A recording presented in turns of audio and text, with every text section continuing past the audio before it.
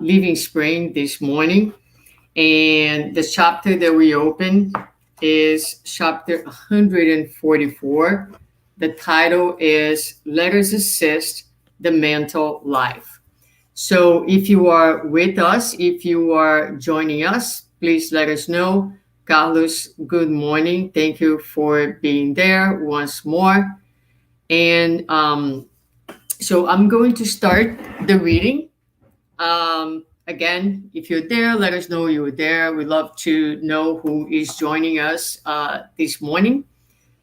So the opening text says, and he was followed by a large crowd from Galilee, the Decapolis, Jerusalem, Judea, and from beyond the Jordan. It's in the Gospel of Matthew 4:25.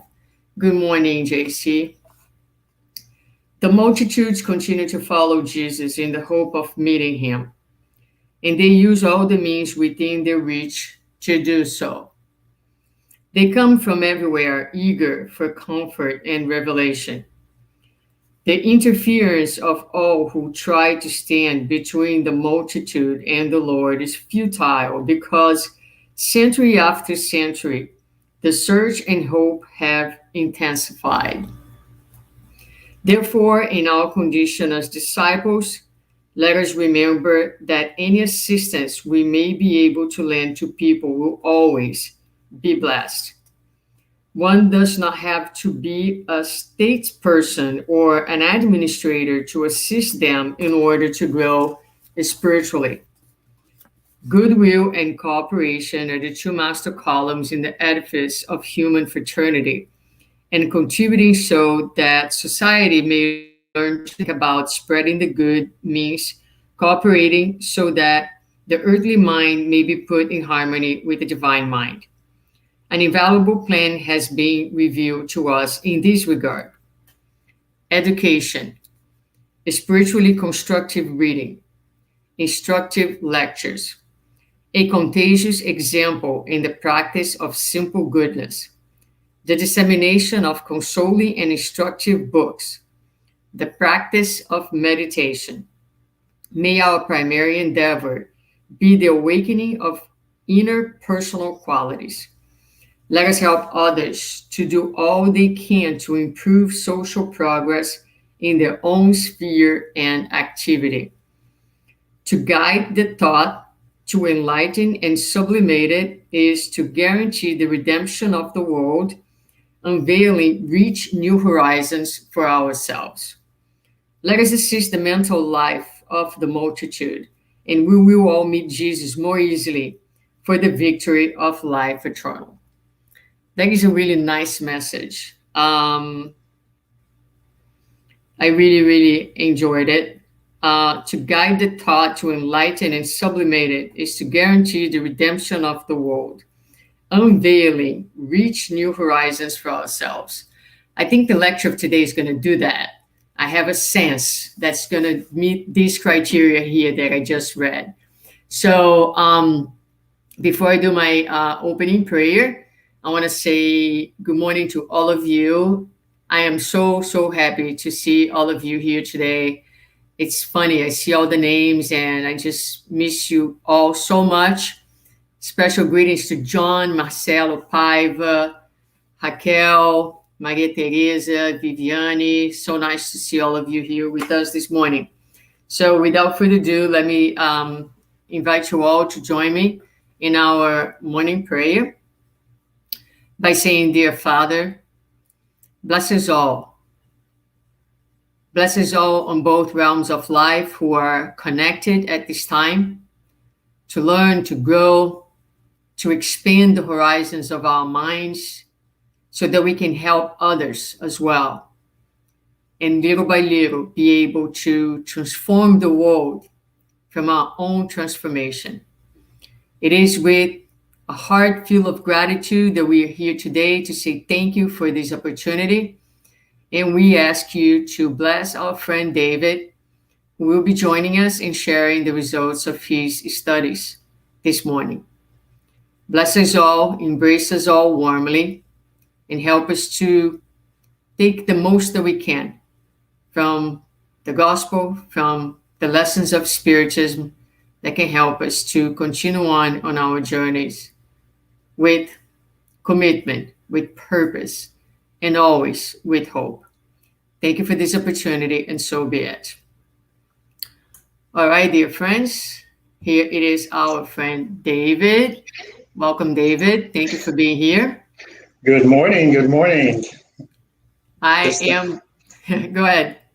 No, just bringing up my slide here, the side, so I can see my slide as well. Yes. Yeah, good morning, Sue. And like you, it really is a pleasure and a privilege to be here. Like you, I miss everyone too. Oh my gosh, but it's great. At least we have this opportunity over Zoom, over StreamYard to get together, and hopefully learn a little bit more. Hopefully we'll be able to be together sooner than later. So I'm going to go to backstage. I'll bring your presentation on. Have a great talk this morning. I'll be back. Okay. Just let me... Well, good morning, everyone, again. And actually, the topic of today, organic genesis and spiritual genesis, is version 2 of a talk I gave, I think, more than 3 years ago now at our physical center.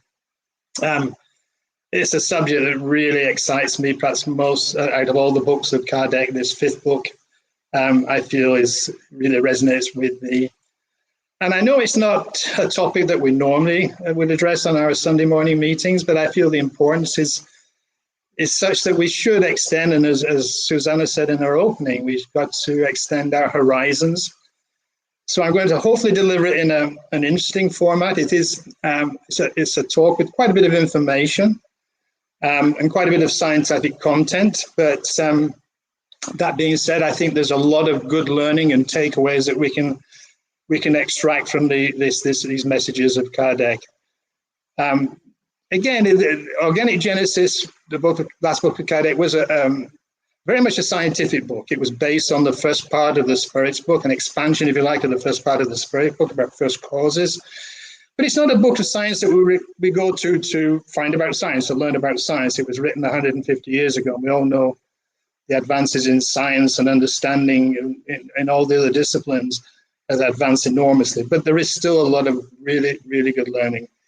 I hope I leave a bit of time at the end so that Susanna can maybe add her comments, and anybody else maybe like to ask a question we can perhaps address if time allows. So with that being said, I'm going to start off actually with a reading from a Vedic scripture.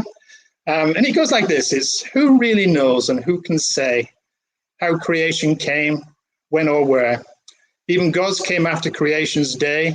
Who really knows? Who can truly say? When and how did creation start? Did he do it or did he not? Only he up there knows. Maybe. Or maybe not even he. And for me, this resonates because I've had, in my journey from agnostic to full-blown spiritist, should we say, I've had, as many others have, a bit of a difficulty with the idea of a creator and creation and God. But I think this chapter on Genesis really was a bit of an aha moment for me, and helped me really get a real insight into the purpose of life, why we're here, where we're going, what happens when we die, all those philosophical questions. And so that's what I'm going to address today. When I gave this talk 3 years ago, and I mentioned it to Susanna, she gave me the liberty of choosing a topic. She said, well, David, I think you're going to make it interesting and you're going to leave a positive message at the end, but I think you're a bit crazy. I think the craziness was more because I was addressing something that's quite complex. Anyway, I hope to prove her right on the first two, but wrong on the last part. So here we go. So the way I've structured the talk today is actually in 7 parts. And yes, it's going to focus principally on chapters 10 and 11 of Cardeg's book on Genesis. But to set the scene, I'm going to start off with Darwin and the theory of evolution, because that really fits into the bleeds into the organic genesis. And what is interesting when you look at Darwin and Cardeg, they were contemporaries. They were born very close to each other and lived at the same time. They both published incredible books that are in fact still in publication today. Only The Origin of Species and the Spirits book from 150, 160 years ago, it's still in print. So that's amazing. That in itself says a lot. Then I'm going to fast forward and look at the current evidence of evolution. Darwin was the theory of evolution. I think today we can say it's a lot more than a theory, and we'll talk a bit about that. Talk something about the conflicts of the religious, the various religions and the acceptance of evolution, because it contradicted with the neoclassical biblical aspect of how the world started with Genesis from the first book of the Old Testament. And then the main heart of my talk today is organic Genesis, spiritual Genesis. And I want to try and bring out how these two, the material and the spiritual, assisted each other. They were complementary. And when you look at the blueprint of DNA, where all our history of human material side of humankind is encoded, and then the counterpart of that is the perispirit, which brings with it all the intellectual, moral learnings of past existences. So there's this, I love to call this symbiosis of DNA and the perispirit. And then the conclusions are the things I'd like to take away. On a topic like this, I'm only going to scratch the surface, but I hope my biggest and primary objective today is that trigger and whet your appetite, those who are watching, to delve deeper. Because, again, as Susanna said in the opening, the real beauty of Spiritism is to learn and to study rather than just accept facts from outside. We have to be part of the process, right? So let's move on and talk a little bit and compare and contrast Darwin and Cardeg. I hope this is legible over your screens. But they were, as I mentioned before, they were contemporaries, right? Cardeg was born a few years before Darwin, but Darwin lived longer. Both of them were born into affluent families. Darwin, his father was a doctor, but his mother, Sarah Wedgwood, was part of the Wedgwood family, who you probably know from the pottery in England, but a very, very wealthy family. In fact, he actually married his first cousin. So again, more family connections with the Wedgwood. Now, on the other hand, Cardeg was born into very much a Catholic family. His father was a lawyer, and had the wealth to have him study with Pestalozzi in Switzerland, a very radical method of education where, rather than facts and fear, should we say, which was the standard way of teaching, it was much more, the students were much more participation with the teacher, discussion, and that's what he carried forward in his life. So Cardeg got his degree in science, later a doctorate in medicine. He could speak 7 or 8 languages. No, I'm exaggerating. 4 or 5 languages fluently anyway. And because of that, he became an educator and translator. Until in 1854, he heard about the paranormal activities and then consequently spent the last 15 years of his life dedicated totally to Spiritism, developing the Spirits book, publishing 1857, and then Genesis 1869. It's interesting to look at the dates of these books and compare with, again, going back to Darwin. So Darwin, at a very early age, after graduating, he studied medicine to start with, didn't want to. His father pushed him. He couldn't stand the sight of blood. But then went from Edinburgh to Cambridge and studied theology, but with a very strong emphasis on natural history. His interest since he was born was in natural history. He had a compelling desire to study nature. And he had a tremendous opportunity. I think he was only 21 at the time. He joined this expedition of HMS Beagle, which is a British survey that basically were looking at expanding the British Empire at that time and studying the geography of South America. So that led to that opportunity of that voyage of 5 years, led to the origin of species and later on the descent of man. Okay, just a little bit about Darwin. There was his trip. He was, say, 5 years, circumnavigated the world. But he was very meticulous, collecting samples of fauna and flora. And of course, it was the Galapagos Islands that made the most significant findings, where he found these species that exist nowhere else in the world. The iguanas, the finches, and all these finches descended, but he concluded later on from one finch, but now become separate species, and the giant tortoise. So that was the setting. Now, what about evolution? What is evolution? Well, we now define evolution as the change in heritable characteristics of biological populations over successive generations. So Mother Nature is very cruel in many ways. It delivers lots of offspring that couldn't possibly survive. So different traits allow some individuals to survive and others not. And the different rates of survival and affects reproduction. And of course, these traits can be passed on from generation to generation. So this is the whole core of the idea of evolution or natural selection. Often summed up with the VISTA, V-I-S-T-A, which is an acronym for variation. We get mutations from one generation to the next one. We get inheritance. We get half of our genes from our parents. We select mating partners. It takes time. Some things they evolve quicker than others. And we have to adapt to the changing environment. And that's a big factor too.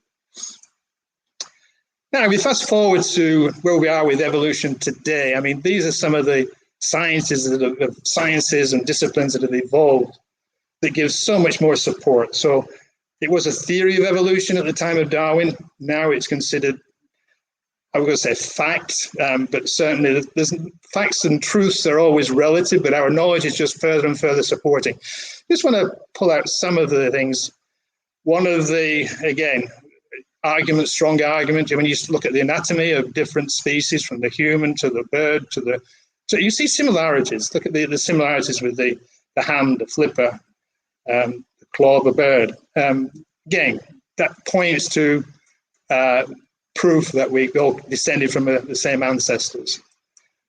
Comparative embryology is perhaps even more illuminating. Here again, embryos of fish, tortoise, etc., to man. And you can see in the first few weeks of life, an embryo is so similar. And yet, and even in the human, we still carry characteristics. Eventually, they're not dominant in the final product, should we say, but they were there. And again, lends more evidence to the theory of evolution.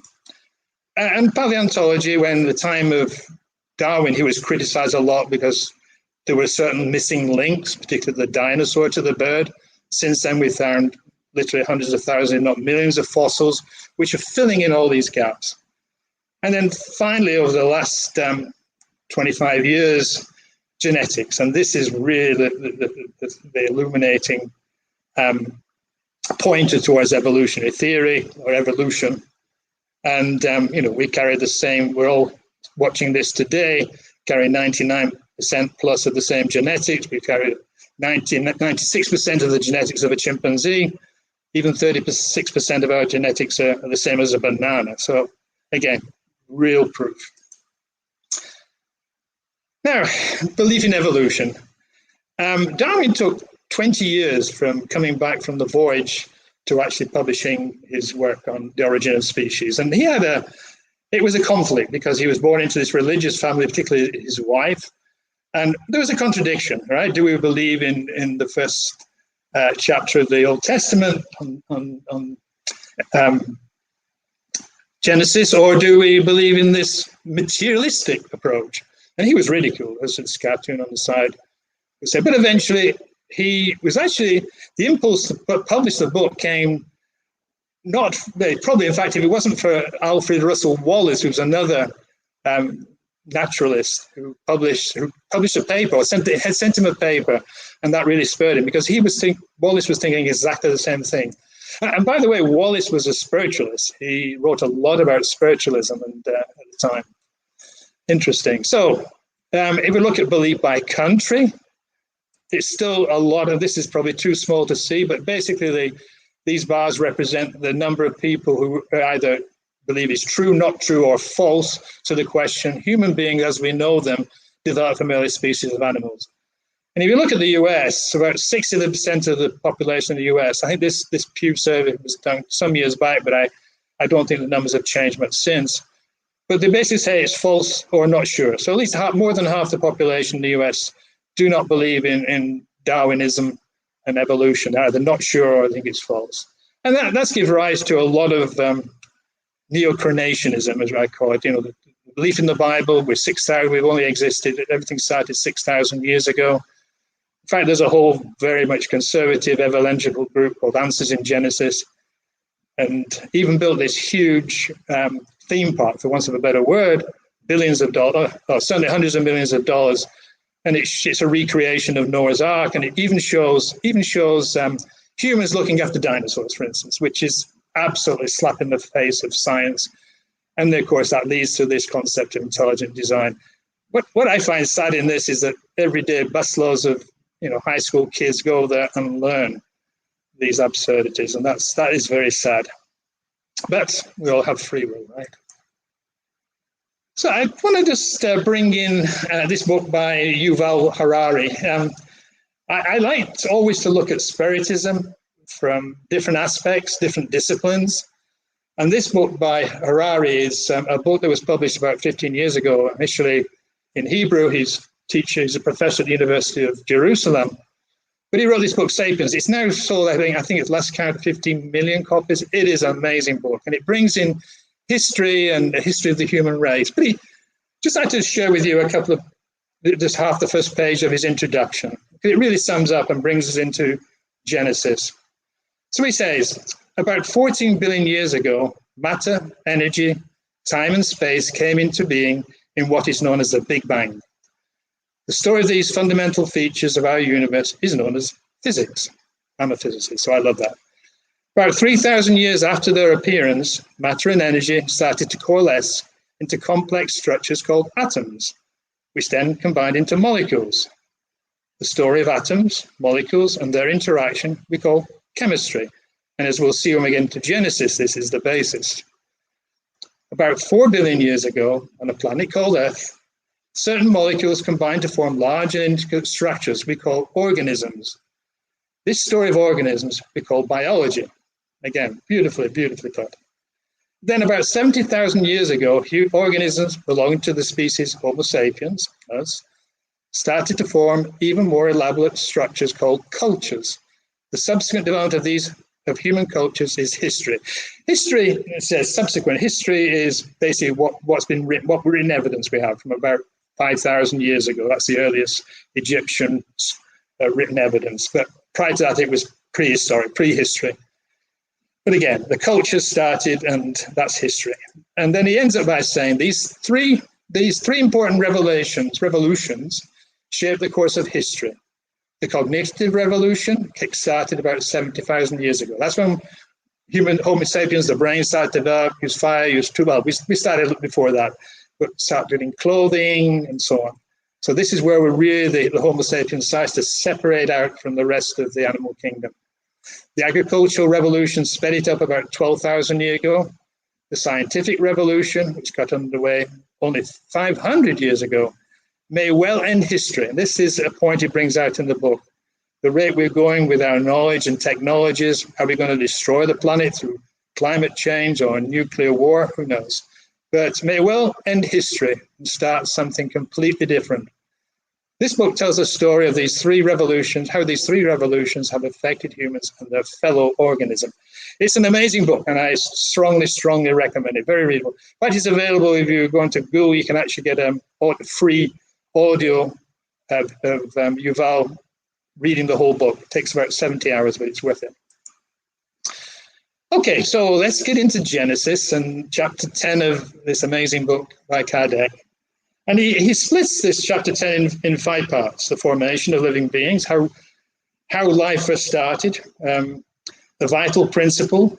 So something living has the vital principle, something dead doesn't, something organic, not organic, something just material. We talk about spontaneous generation. Do we all start from one live living organism and then that spread and evolved, or was it spontaneous? The scale of organic beings, from the simplest singular cells, bacteria, right through to supposedly the most intelligent, the human being, Homo sapiens, and again, human beings. So let's delve into the book. A little bit of reading here. It's difficult to summarize it. It's about 15 pages in this chapter 10, but I try to pull out some of the key points here. And the first one he talks about the mineral kingdom. Okay, the mineral kingdom, and the basic element here, the basic core, is attraction and affinity, the elements to form molecules in specific conditions and proportion, changing their characteristic. And he used a simple example of water. Water is made of, we all know, hydrogen and oxygen, both gases. But under certain conditions where we can add pressure or other source of energy, we can bring them together, and they've got to come together in certain conditions, proportions, So it's 2 of hydrogen to 1 of oxygen, we get H2O, we get water. And it changes the characteristics. We go from 2 gases to water, a liquid at room temperature. It can be a solid below 0 or a gas when it boils. But again, this is the concept he's bringing out. And then he uses that to say, this is an analogy. Organic beings, i.e. living beings, things that reproduce, and organic beings, there's the same basic principle involved. And when we look at the chemical analysis of plants and animals, there's not much difference. Human being is 96% of 6 elements, the biggest one being oxygen, carbon, nitrogen, hydrogen, and then, the trace elements, phosphorus, calcium, etc. But they all basically share this same chemical soup, if you like. So all these combinations and thousands of others are obtained artificially in small quantities in the chemistry labs. I love this. They form spontaneously on a large scale in the great laboratory of nature. So, laboratory of nature. This is really, really nice. It should be worthwhile mentioning too that carbon is the exception. Carbon is the one element that combines. It's such an affinity with itself and in other different elements that it can form these infinite number of molecules, different properties. We get into the proteins, the polymers, and so on. So this is key as well. And the other key element is where I started with, water, because we need that water to bring them together as a medium to bring everything together.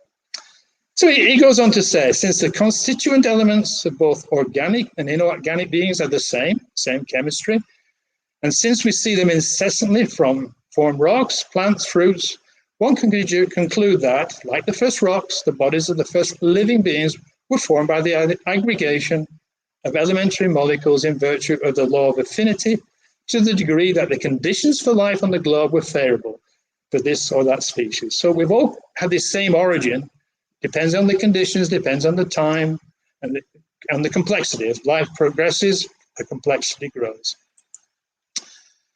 So mineral plants and animals are all formed from the same basic constituents, but this is the big but, it's all in that just material sense. So then he introduces the concept of the vital principle, which, simply said, it's active in living beings and it's extinct in a dead being, right? The vital principle is a form of the universal cosmic fluid. I'm not going to go into that, there's not time. But there's an amazing chapter 6 where he talks about it, the General Uranography. Uranography is not a term we use anymore. It basically came from mapping the universe, mapping the universe, General Uranography. But the interesting thing, it was challenged by a medium called Camille Flammarion, Frenchman, but he was also a famous astronomer. A lot of publications, very revered, what you can still read today. And more interesting, this communication, which was actually many communications in the Spiritist Society, published in the yearly, weekly, monthly, and yearly reviews, which are available in English. And this one was signed by Galileo. So, and by the content, one can only assume it was the famous Galileo of the 16th century. So, an amazing chapter, and give you some background on the origin of universal cosmic fluid. And again, he says, the vital principle exists because we see its effect. He talks a little bit about animal electricity, and we know today, of course, our bodies are live wired. This whole network of electrical communications, and some of us here may have had electrocardiograms or electrocephalograms. So, it's there, it's real, it's part of the vital principle. Again, I'm only scratching the surface, but I hope that it's making sense. He talks about spontaneous generation, origin of life on Earth. Even today, we still don't really know how life started on Earth. There was an initial theory that maybe life came on a meteorite from another more advanced world. I think that's just really passing the buck. I mean, so how did life start on that meteoroid or the other planet it came from? And then there was scientific research of putting together what was a soup of the chemicals that were thought to be on Earth in the early stages, the formation of the Earth, and applying maybe electric current, like subduplicating lightning. And yes, they actually produced some amino acids, which were the building blocks of proteins and DNA and so on. But today's modern science seems to point to these thermal vents, which are the places deep down in the ocean, where under tremendous pressure and heat and all the chemicals that are coming up through the Earth's crust, that it created this environment where life probably first started. And we now know with the advance of robotic submarines able to withstand the huge pressures and temperatures, we're seeing a whole new realm of life in these deep sea vents. And again, Cardeg talks about, did it just start in one place with, two parents and then spread and evolve, or did it start at the same time all over the globe? And obviously the answer with all the evidence we're getting from the deposits of fossils and so on is it happened all at the same time. Talks a little bit about the scale of organic beings, no clear demarcation between the plant and animal kingdoms.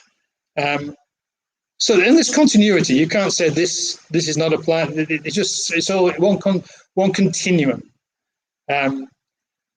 Only spontaneous generation of the simple organs. Mother Nature is not going to suddenly create a horse, right? A horse comes from something else less complex. So everything in the spontaneous generation is from the simplest organism, which then evolved, depending on the environment and other conditions. And then he gets to human beings, and he says, clearly belong to the classification of mammals, vociferated those of biped order.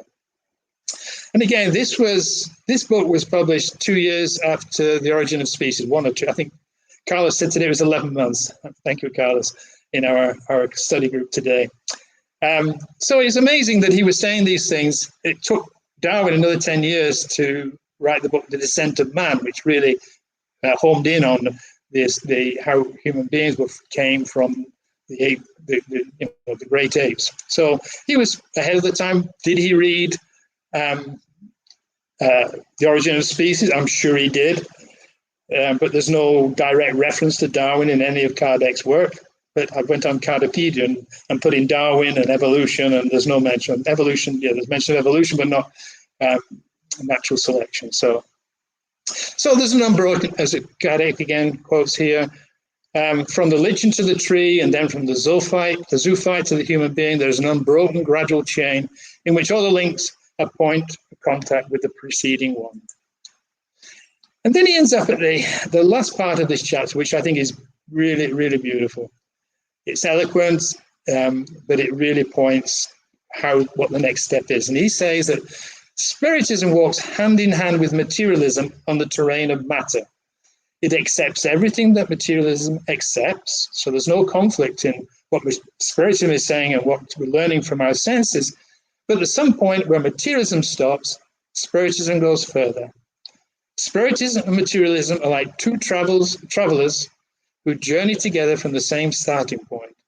Have gone a certain distance, and one says, I cannot go any farther, while the other continues on his way and discovers a whole new world. And then he ends that chapter, the chapter 10 here, by saying, having come to this point with Genesis, materialism stops, where spiritualism carries on with its research in the realm of spiritual genesis. And this is what we're going to come on to now. So spiritual genesis, 8 parts. I'm only going to really talk about the spiritual principle and the union of the spiritual principle and matter. These are the most important. There's other books, and I'll mention those later on, that really delve into these things, the topics of reincarnation and the endemic race. Like to mention the books of André Louise. In fact, we have a group on Wednesdays, 7:15, studying Missionaries of the Light. And this week we're actually going to talk about the process of reincarnation, how the spirit unites with the material body. Very interesting. Okay, so spiritual principle. And he starts off, we've heard this many times from Cardeg, since every effect has a cause, every intelligent effect must have an intelligent cause.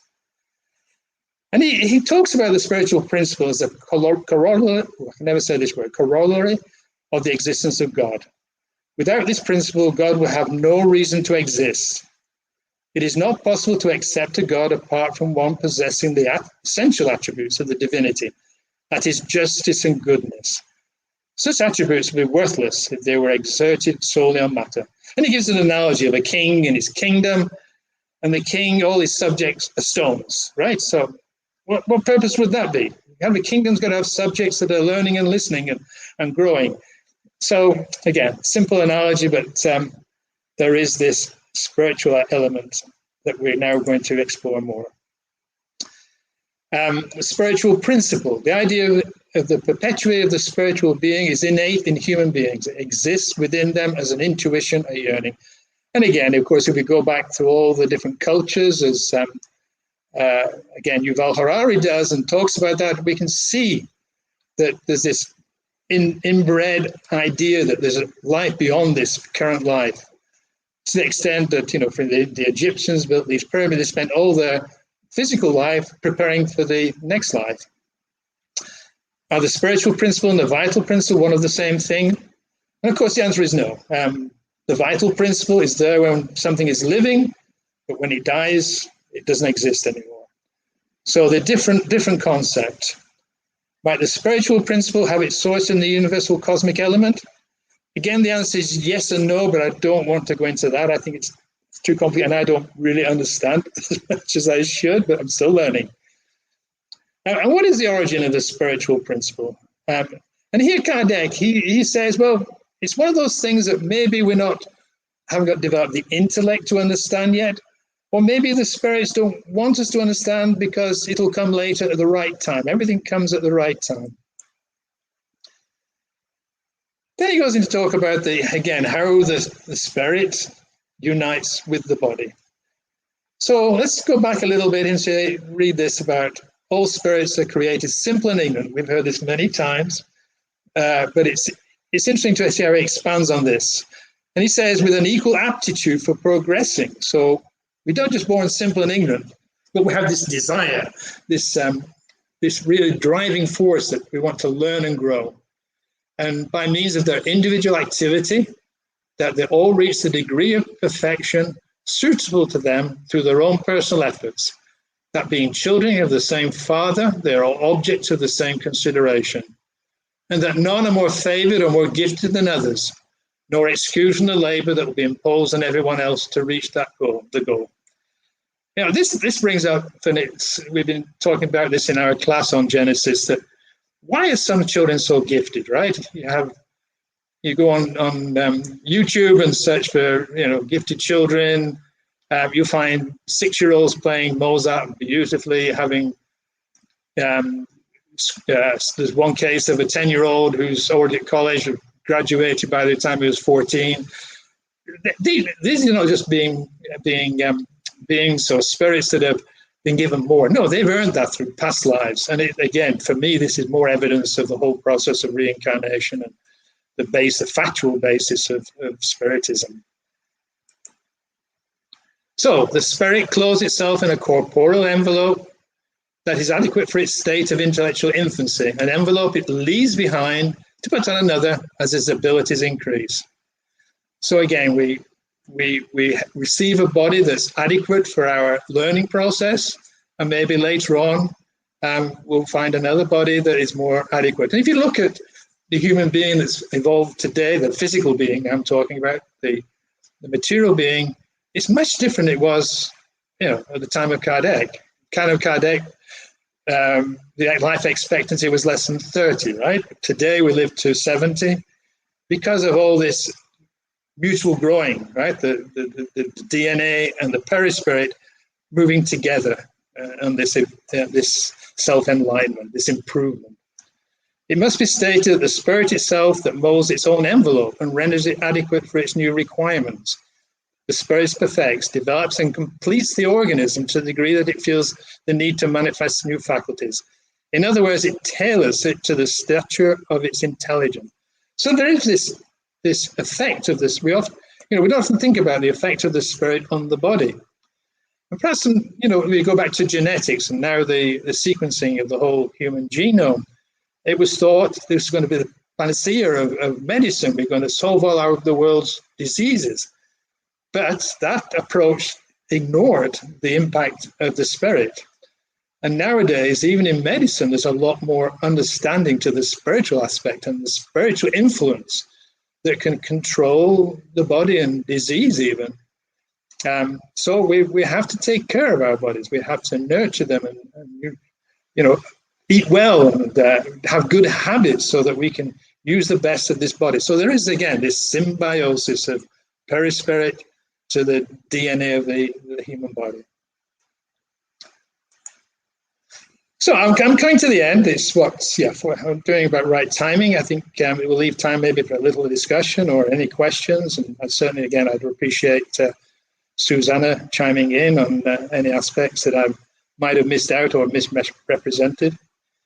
So what are the key learnings? Well, the theory of evolution is now an accepted truth, supported by an ever-increasing body of evidence.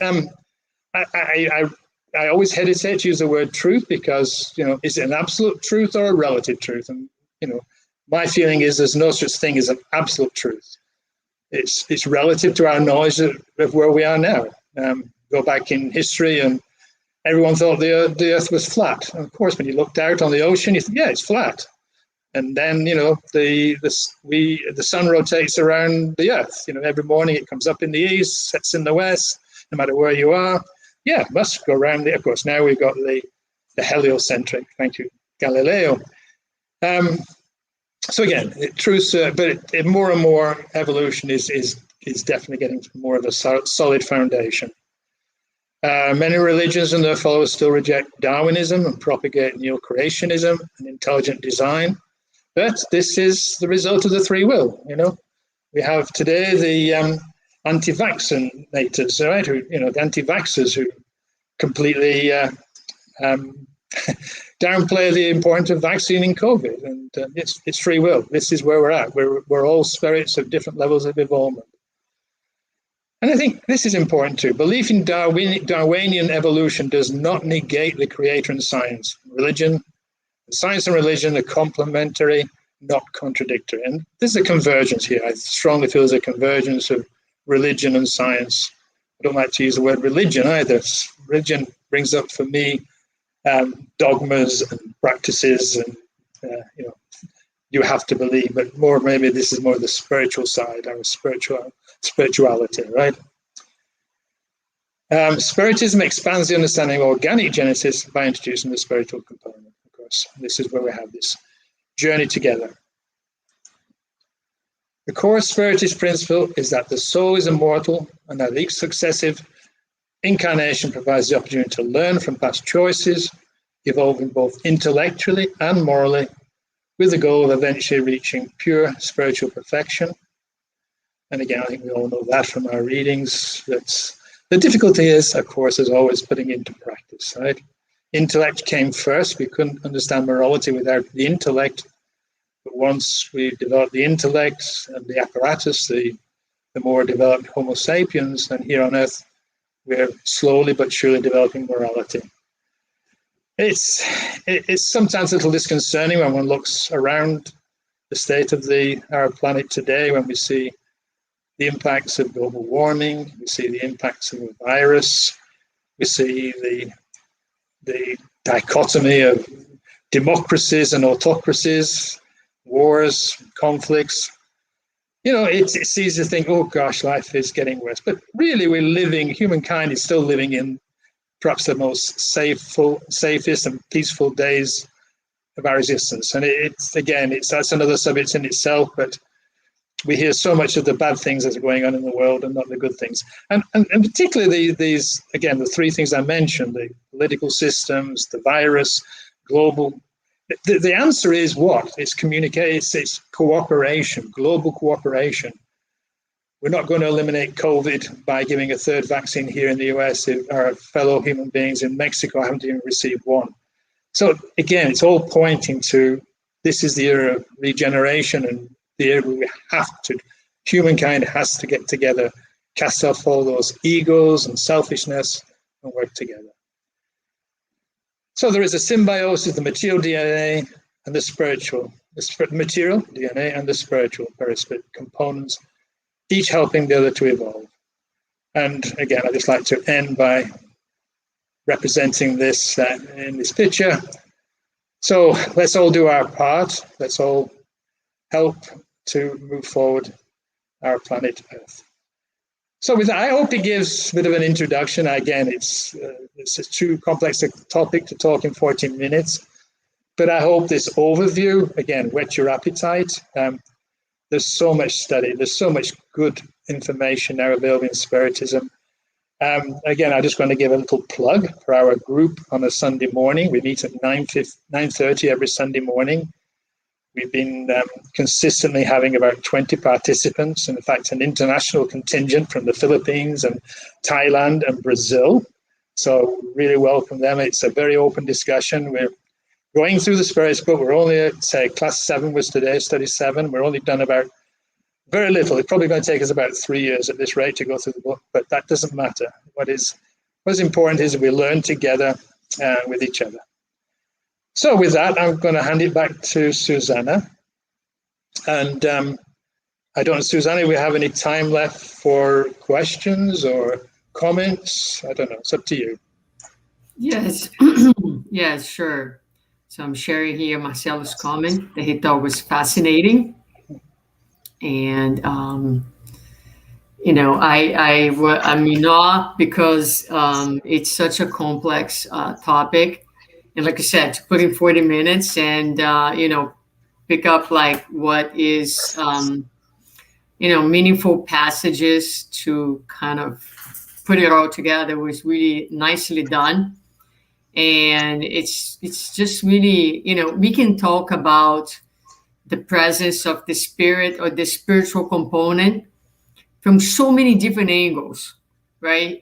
If I would give that as a topic to anyone, I mean, you know, you can go like to Jesus, you can go to, you know, the basic principles. But this is one aspect where, you know, without that spiritual component, that spiritual principle, there is a gap in the whole understanding. I love how you put that, you know, there's no really contradiction between science, theory of evolution, and it does not deny the presence of God. Actually, God is embedded in all of that.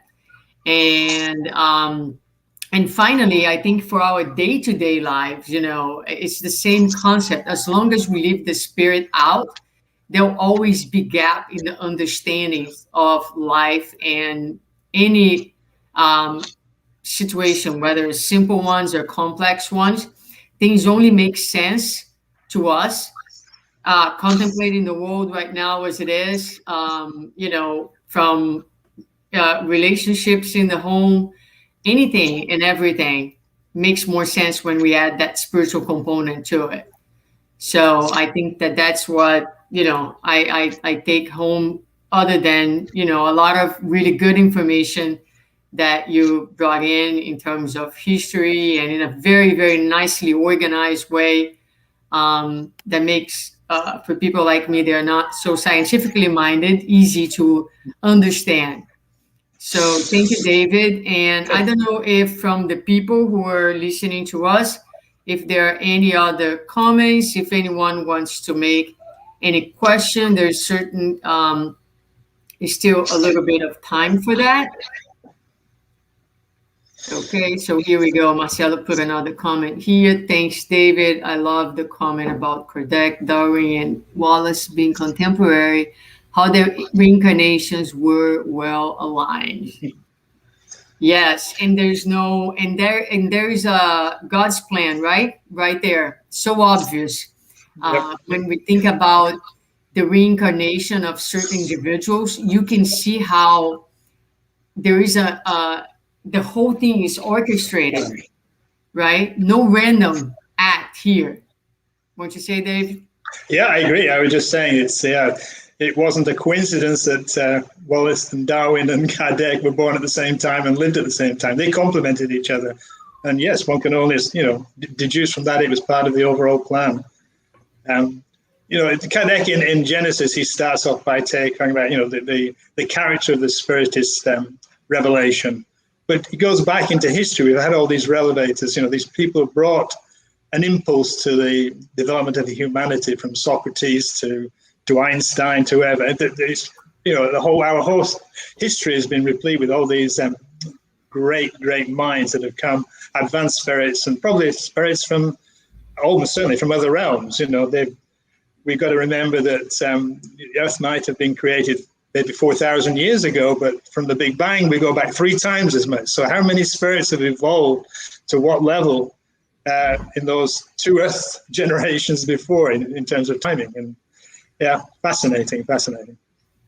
Yeah, right. Okay, so if there are no further questions or comments, I want to thank David once more and reiterate to all of you and whoever listened to this talk at some time in the future that David, together with Carlos, they do run a group every Sunday morning at 9 a.m. 9, right, David?